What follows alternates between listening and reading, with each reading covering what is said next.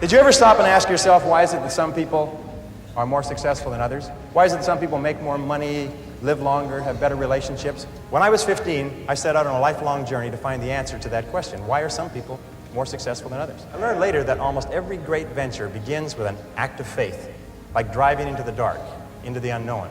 In a way, nature protects us by shielding us from knowledge of the difficulties and obstacles that lie ahead. Because if we really knew all the problems we would face, the setbacks, the suffering, the temporary failure, and the disappointments, many of us would hesitate about ever even starting out at all. And in many ways, a trip or a journey is a metaphor for life. My first big trip was that, and much, much more. It had such an enormous impact on me that I've never really gotten over it. My whole life has been different as a result. I learned then, and for the rest of your life, whenever you try to do something out of the ordinary, people will line up to tell you that you can't do it, why you can't do it, that you'll lose your time, you'll lose your money. Even people who should know better will try to discourage you. To achieve anything greater worthwhile, you must train yourself to rise above these people, ignoring them and pressing on towards your goal regardless. And we were in the Sahara, the largest desert on Earth. Dead ahead was the Tenerife, the emptiest single stretch of the Sahara, 500 miles of nothing, not a fly, not a blade of grass, as flat as a tabletop, 500 miles. The enormity of what we had embarked on finally began to sink in. We had to get across the 500 miles in 2 days, or we'd be out of water. It was further than we thought, but we made it just before the heat forced us to stop. We were all aware of how close we had come to actually dying in the desert. We had done it. We were over the Sahara. I'll wrap up this story here by telling you what I learned about life and success in the Sahara crossing. Here are 7 rules you can apply to any challenge that you face in achieving anything you desire. Rule number 1, the most important key to achieving great success is to decide upon your goal and then launch. Get started, take action, do something, move. Number 2, once you've launched towards your goal, never consider the possibility of failure. The Germans have a saying, it's immer vorne, nie zurück, and it means always forward, never backward.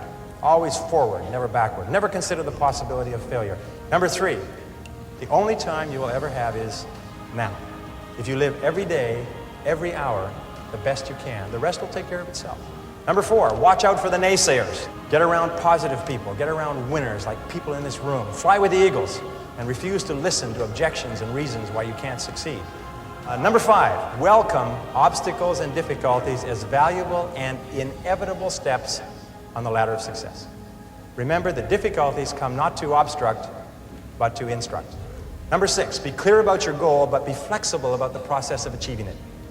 Be willing to change, to try something new. Keep your mind open and fluid and flexible. Be willing to accept feedback from your environment and correct your course. This is a key quality of peak performers. They're not rigid, they're flexible. Remember, it's not what you have, but what you do with what you have that separates winners from losers.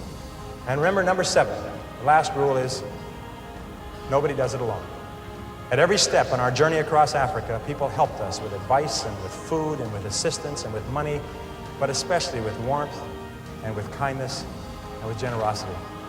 When life is over, it will be the people that we lived and laughed and loved with that we remember more than anything else. So don't be afraid to ask for help from others. It's a mark of strength and courage and character. And don't be reluctant to give of yourself to others generously. It's the mark of caring and compassion and personal greatness. The reason the Sahara story was so relevant for me was that because after the Sahara, I never felt that there was anything I couldn't do. I felt programmed for success for life, although it took me many years to understand it. And the reason why this story may be of interest to you is because I believe that everyone has a Sahara to cross, perhaps more than one. Many of you are crossing your own Saharas right now. Everyone eventually goes through periods of great difficulty, their own private hells, their dark nights of the soul. But it is by facing whatever life gives us with courage and determination that we grow more surely toward the stars.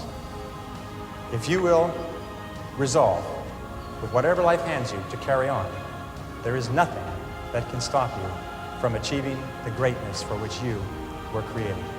Thank you. Here.